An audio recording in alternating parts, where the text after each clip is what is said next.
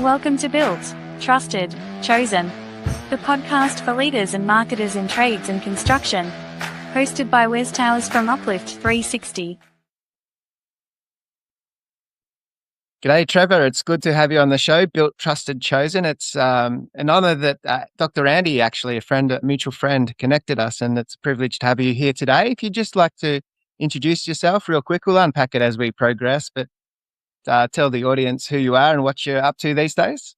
Well, thanks, Wes, and thanks, Dr. Andy Neely, for the recommendation. And yeah, so I ran manufacturing plants for 25 years. The last 10 years, I've been in executive coaching and working with owners and leaders across logistics, construction, manufacturing, and that space.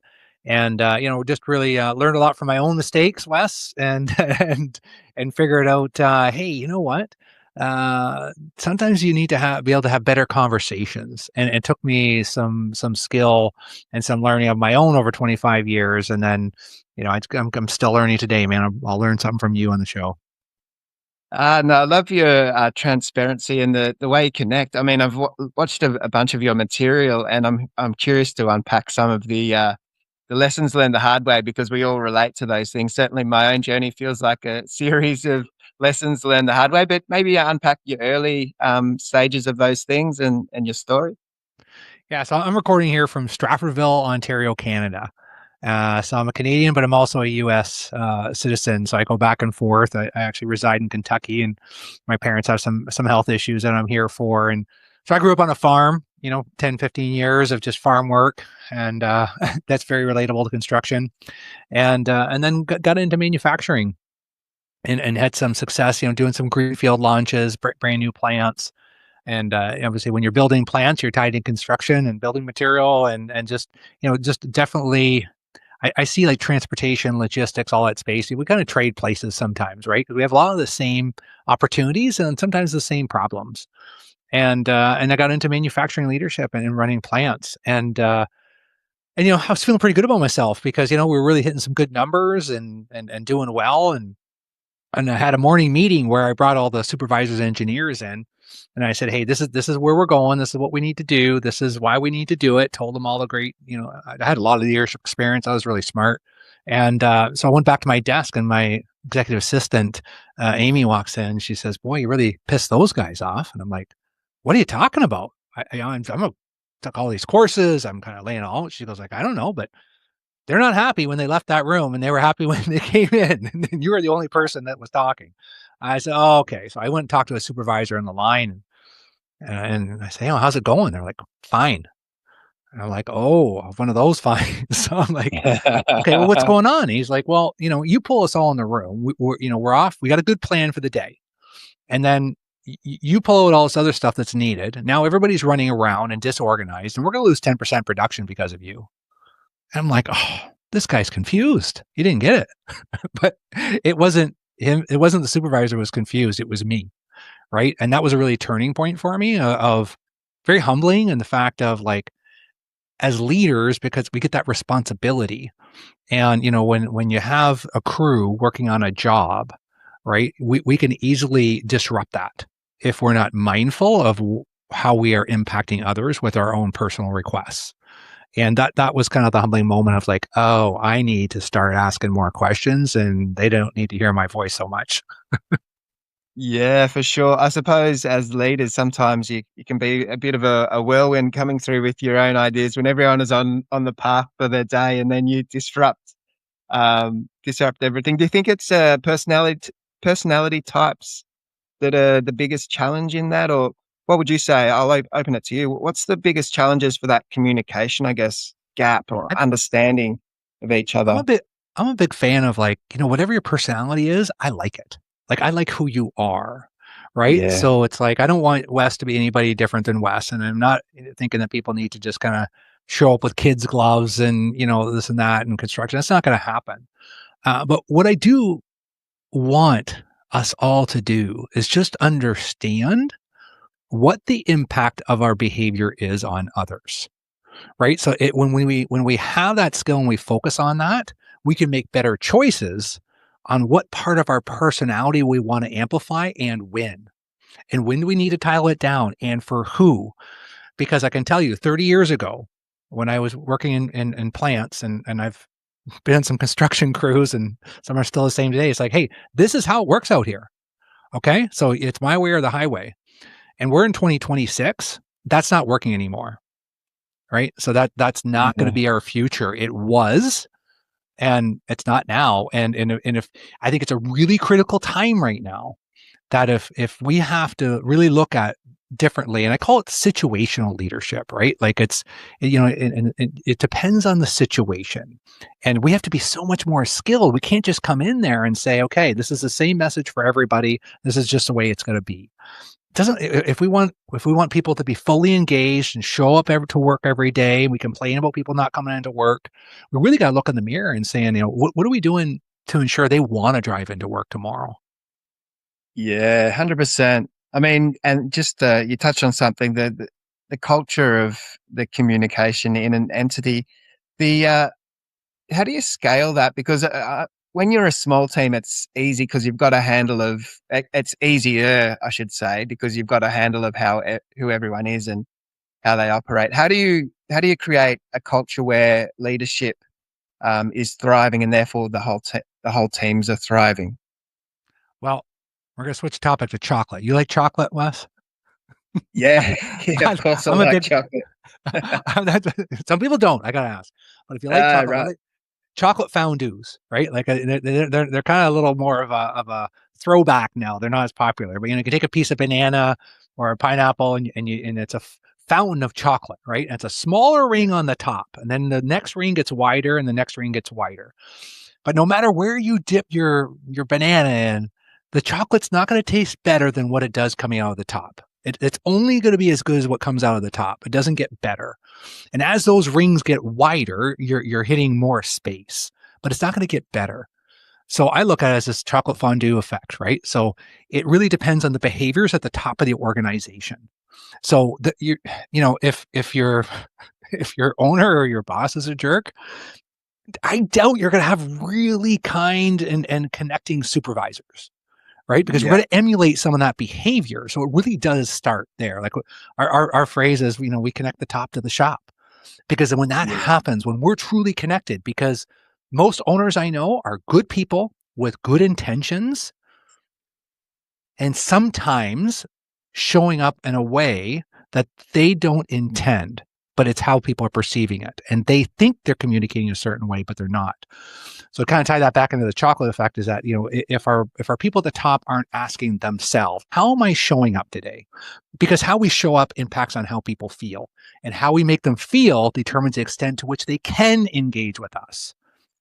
And we own that. Yeah. And so to cascade, I don't care what the size of your organization is, if you can be working here, because I'll get a call, Trevor, you can come in, you can help train our supervisors.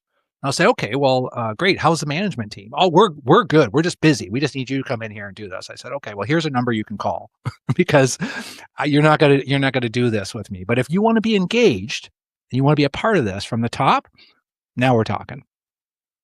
Yeah, it reminds me of a conversation I was having with a client. We're a digital agency, so we do websites for trades and construction businesses, and so this particular company had grown quite a bit, but the leader who I deal with, it's a founder-led business. He's he swears a lot, and he's really quite rough, but it was okay in the context that he started because he had other rough blokes around him. And as things grew and different positions were filled into his entity, into his organization, that wasn't as suitable as it once might have been. It might have been passable, I suppose, in the early days, but certainly not now. And to correct course, really challenging because a culture has been built around a certain type of behavior which isn't going to propel him forward, and to correct course in that, really difficult. How would you coach someone through a scenario like that where they've made they've set something up that's not ideal? Yeah. How do you re-steer that ship? Well, I think swearing is a great topic, right? Because if we're going to say the F-bomb's never going to happen in construction or logistics, then we're probably wrong, right? It's just like, that's not going to happen, right? And I get that. How it's an and, right? So and we need to think about, like, when you think of great leaders that has really propelled your career or really pulled a team together, right? Like, how often is, and I really like, because they swore so much. I think that's what made them, like, really made them impactful, was how they could swear, right? Like, that's usually not part of the conversation, right? So, Yeah. and I get it in certain contexts, it's still going to happen, but you just got to ask yourself, is it adding value to the audience? If we start to kind of question ourselves with that, is like, am I swearing for who? And, like, Yeah. what is it, and I understand sometimes their emotions run and we got to be mindful of that. But it's your emotions are not an excuse for your behavior. You're going Mm. off on someone, like, if you're, there might be, some old school guys that you do swear and joke around a little bit, but your audience. If you're going to bring in a bunch of Gen Z, like people that, like my Mm. son, that worked a little bit in construction, and if you're going to play pranks on the construction site and swear and joke, and be some pretty harsh jokings, they're not going to stick around. Yeah, those old school initiations and so on probably thing of the And it still past. happens. Still Yeah, happens. yeah, yeah.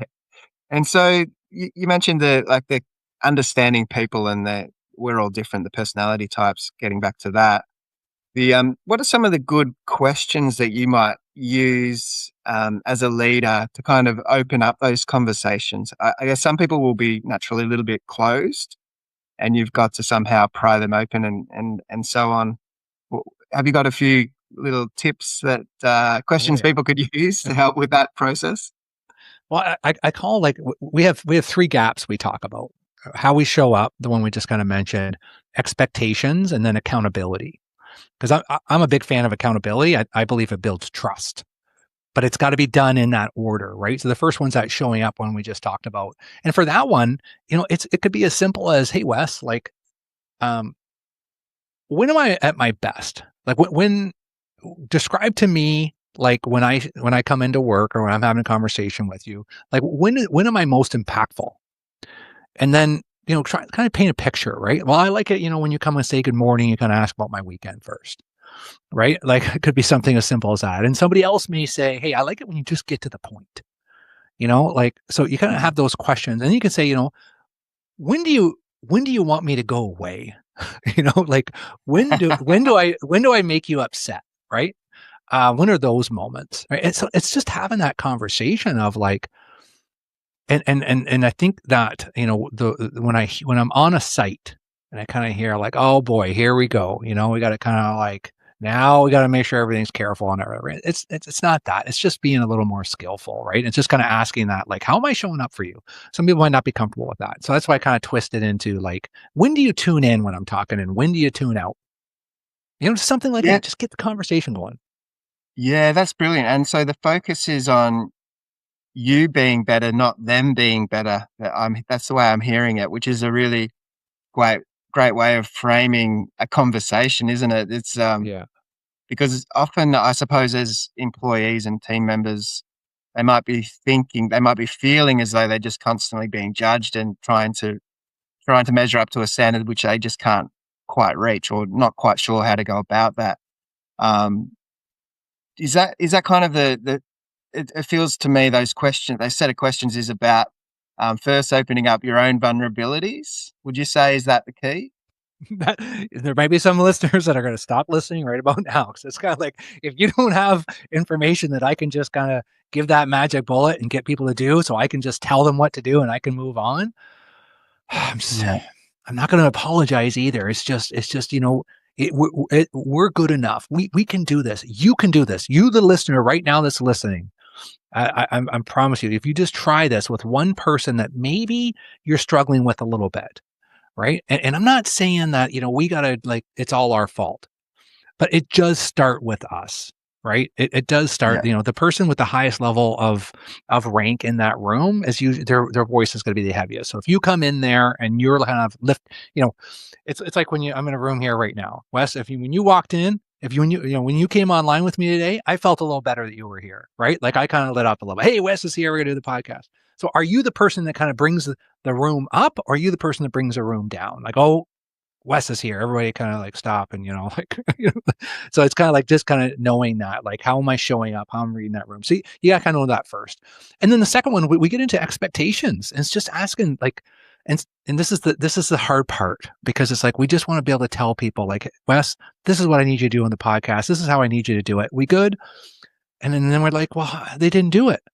So my question for you is just to ask, like, hey, Wes, what do you believe your expectations are? And just like unpack that, and then be a little bit lazy. You don't have to tell people what to do. You just got to ask them, hey, yeah, on this job site today, what does done look like? Hey, when we show up here at 5:00 and I come back, what does done look like to you? Describe to me what you see.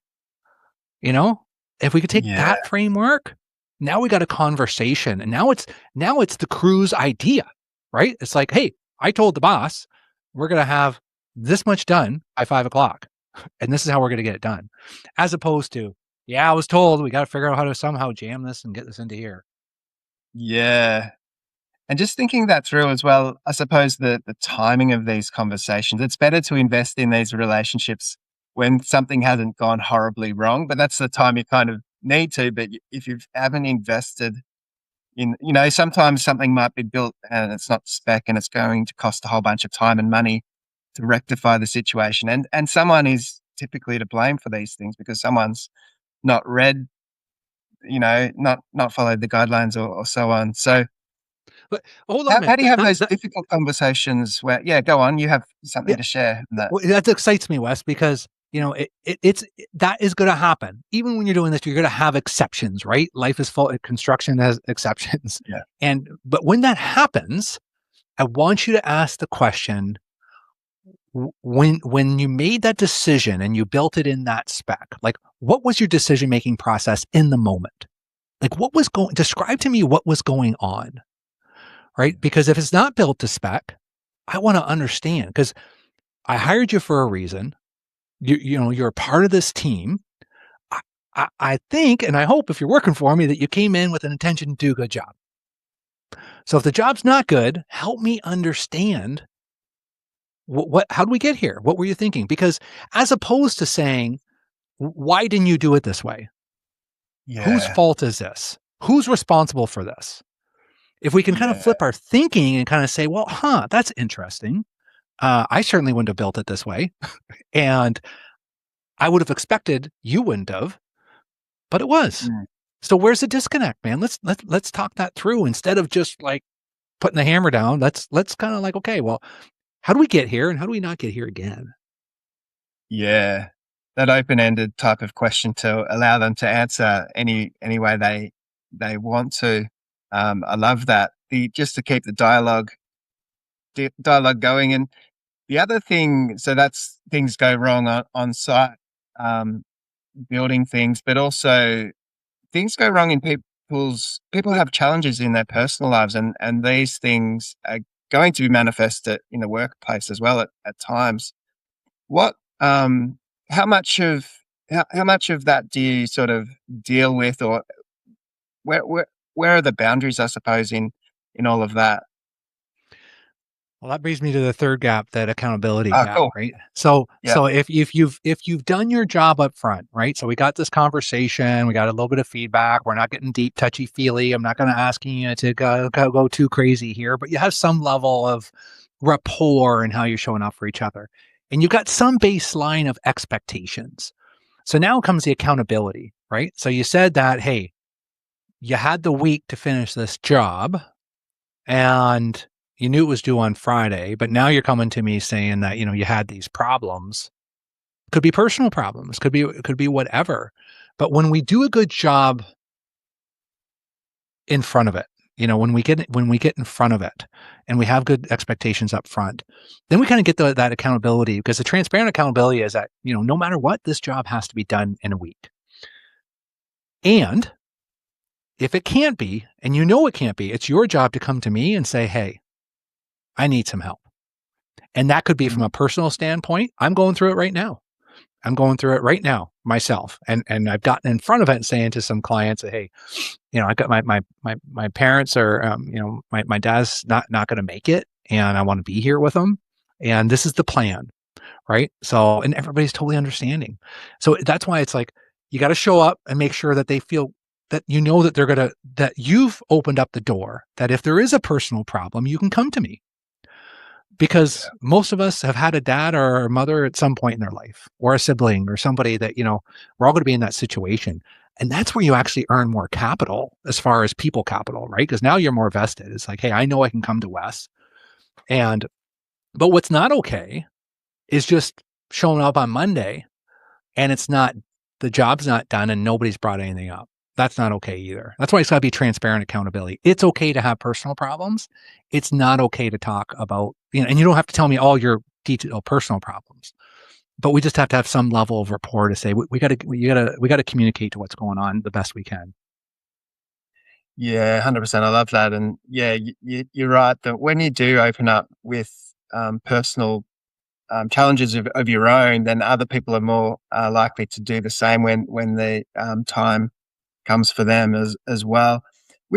So a lot of it's what you speak of is emotional intelligence and creating that dialogue between team members. Is there a structured way to do that as well? So would you suggest what kind of format would you suggest, like team meetings and who's involved and how does that, because you speak of the trickle down, how do you facilitate that in a practical way so you don't miss people along the Yeah, line? and you can expect, like, so if you're a manager of a group of 100 people, you're not going to get to all those people. So you got to be able to demonstrate that behavior up front and create some autonomy. So it's like, again, if while we're we're the white collar, so like it doesn't apply to us. If we have family issues, we got to kind of stick that through.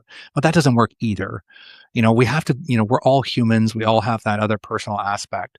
So you kind of start at the top, right? So are we having some structure in communications, right? Like just general, right? So that cadence of maybe it's just 2 minutes in the morning where everybody's together, right? Hey, this is the plan today. This is who's off and on. And, and then just some general communication updates of kind of, what's going on with the plan moving forward. So we got to be doing that at the top level. And so that trickles down. So that's an expectation. So I think you have two sides of this, right? You have the one where it's more the group, right? Because we want to kind of keep that group aligned and keep our team working together, right? It's because you might have one site over here doing this, another site doing this, but we both need to come together to finish the job. So kind of keeping that connected. But the other one that's really important are one-on-ones. Just booking some one-on-one time. I was just talking to an owner of a CNC shop. And, this is just like small country Canadian CNC shop, dozen operators and, less than 20 staff. But the owner would, put on his wall, like in the shop, of like everybody's name, and once a week that him and the manager would sit with one of the employees. And it was just basically that touch point, right? Like whatever is going on and some structure around it, but also just some looseness to it. So I think if you're doing that at each level, if you got a bigger organization, are your supervisors doing that? Are your managers asking, hey, are you taking time to touch base? Because something like, well, Trevor, I see these people all day long. Why do I need to sit with a one-on-one on them? It's because some of these conversations don't come up on the job site. Yeah, 100%. And so I was speaking to a guy actually about something like this just by accident, another client, but they because they go pick up their what they need for projects, and they'll have sites all over the place building things, building homes mostly. And so a lot of the time people would work in different teams and not necessarily connect all the time, but the only one time would be the Monday morning where they'd drop everything off back of a Friday evening, but on Monday morning they would all be there at the start of the day. So it was the one chance in the week that the whole team could have a conversation. And so the temptation was, because there's so many projects on, just to send everybody out to do the thing. But he said that just taking that 10 minutes, making sure everyone gets there on time, but that taking the 10 minutes, whatever it was, have that conversation was a game changer. I guess figuring out how to work these things in practical terms for your own entity is the key to figure out what works for you and the style of business. Yeah, I think that's really powerful. So what do you think the how do you maintain? So if you do this stuff right, you build a great culture, and people will want to stick around. How do you help to communicate that culture across the board so no one's lost in the hustle? I was gonna say, and I've been to places, Wes, where, they have the cards in your wallet with all their values, and then they got the nice boards behind you, and they got all the documentation, and everyone's signed off on it. Yeah.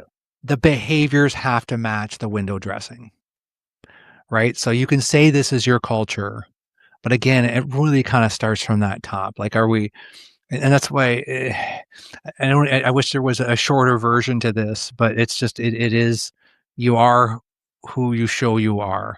And for example, if you say, yeah, we really care about people, and I like spending time with people, and it's like, okay, so show me your budget line, like what are you investing into your people, and then more importantly, show me your calendar, like Yeah. where are you spending all your time, right? Because there's got to be a percentage of your time that's dedicated to these conversations, like the Monday morning, right? Like you used the word, Wes, game changer, from the gentleman you were talking to at the Monday morning. It is, and it's just finding out that balance of like, a little is better than none, and you don't need to overdo it. Like, even if you're just, like it sounds like for that company, it was just Monday mornings they got to meet everybody together. But if we can get the smaller crew together, every morning, and if we can do one-on-ones like once a month, even, right? Like actually, Yeah. that CNC shop operator, he was doing it once every 3 months. That's Yeah. it, Well. and it was a game changer for him. So this isn't quantity; this is authentic, quality of just like, are we having a good talk here? Are we just talking about the sports on the weekend? Or are we really talking about like, hey man, are you happy here, Wes? Like, are you thinking about changing jobs? If you were to change jobs, why would you want to do that? Getting into like, get in front of it, like have these conversations, Yeah. because otherwise, because I worked with an electrical contractor, a great company, and they do all construction on new homes. And that's what they started doing, right? Just some of those regular check-ins and just some more structure around that. And even, and then and it's kind of like a layer, right? Where the owner, he's got like 70 electrical contractors, but like, he will meet with each employee kind of like through the year, right? Like a good touch point. And then his manager will touch base with them like, once a month. And then the team lead is like doing a little touch point once a week, right? So it's kind of like depending, there's no right or wrong. It's just like, do you have Yeah. some type of cadence? Because it's like gravity, right? It's a law of entropy, where they call it, where gravity is always pulling us down, and Yeah. hold something in the air, it's going to drop. Well, if your intention is that you do want to have some of these conversations, you do want to make, understand how you're showing up and have clear expectations and have transparent accountability, then you've got to put something in place which trumps the busyness of the day. Yeah. So like, what do you got in your calendar? What is going to be like, oh, because there's another person I was talking to, and a practice they got into by accident was, they're in launch mode. There's so much going on. So, hey, we're just no problems with Wes. We're just going to cancel you today. Okay. Yeah. Well, that turned Yeah. into another cancellation. So that's, find out what Mm. you don't do well and don't do that again. You know what I'm talking about. So all they started doing was postponing it. Okay. If there's a fire, we're going to postpone it, but we're going to do it this Friday, Wes. Yeah. Yeah. 100%. I can see that. It's coming from my world. So we effectively do marketing, digital. We're a digital agency, and so the power of getting your people right, they're all marketing as well, because they're talking to all their friends and family, and speaking about the quality of the entity that they work for, and that word of mouth and referrals and recommendations and so on. The power of getting your people right, it just transforms your whole business throughout, far further than what you first initially think about. So that recommendations, referrals, we're all looking for trusted providers, and everyone's talking.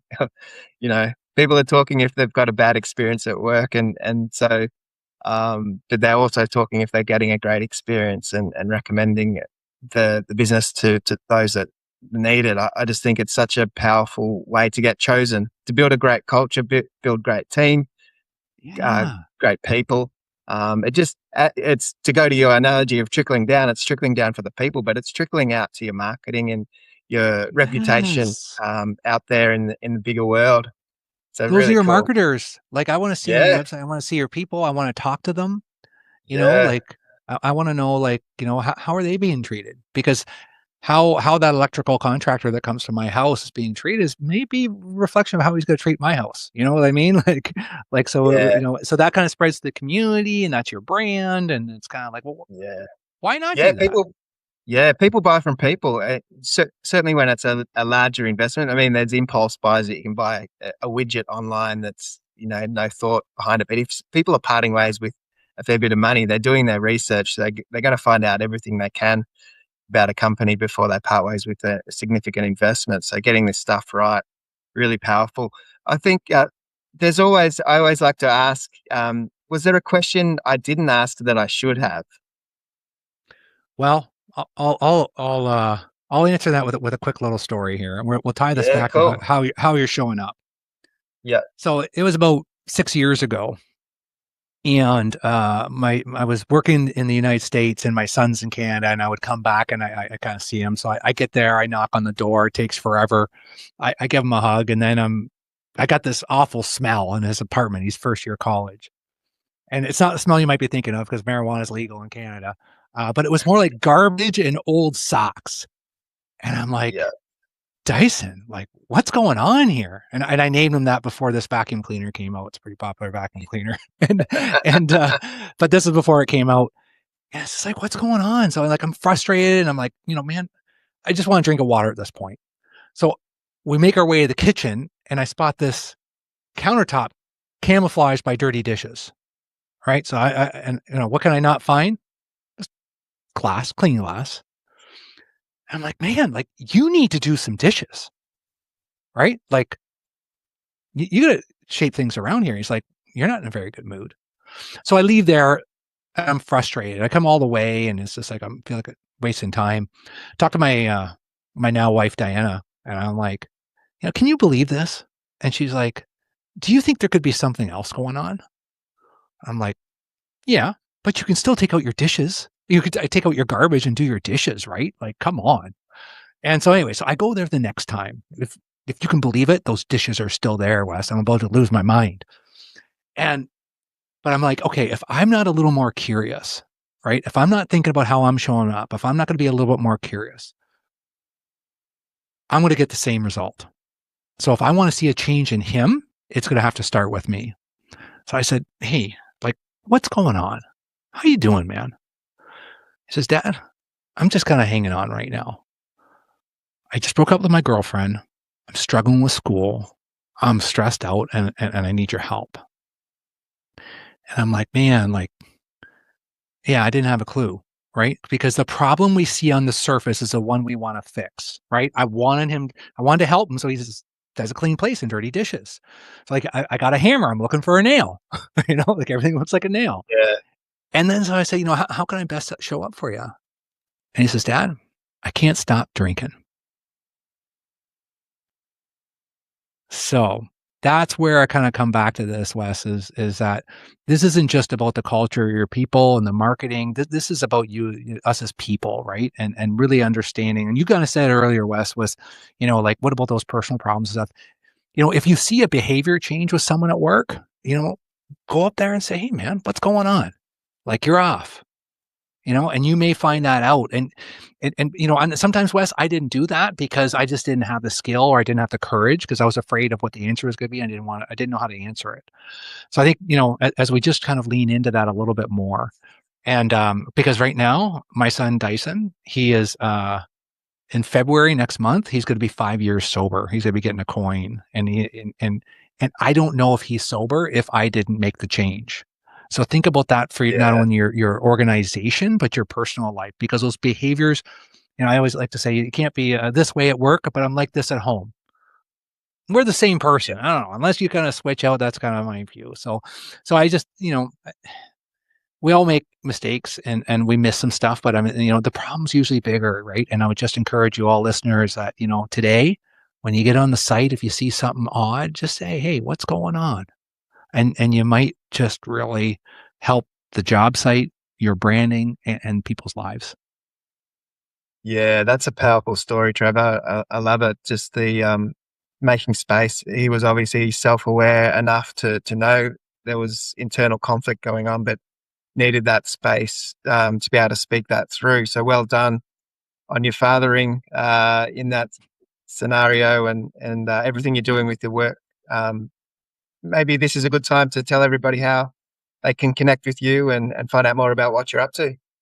Yeah, it's manufacturinggreatness.com. And I got a podcast with the same name. And I've got a book coming out May 11th, 2027. So if you want to get on Yeah, the reader list, and it's really about, we're doing we're doing a North American study on it too, if you're interested in some of those stats. But I mean, it's going to hit construction, it's going to hit logistics, and we're going to do this study and tie into these concepts into the book. And I really believe in the whole manufacturing greatness of, we can do this together. And I think just the conversation that we've had today, Wes, I've really enjoyed, and just kind of like, let's just unpack it a little bit more. And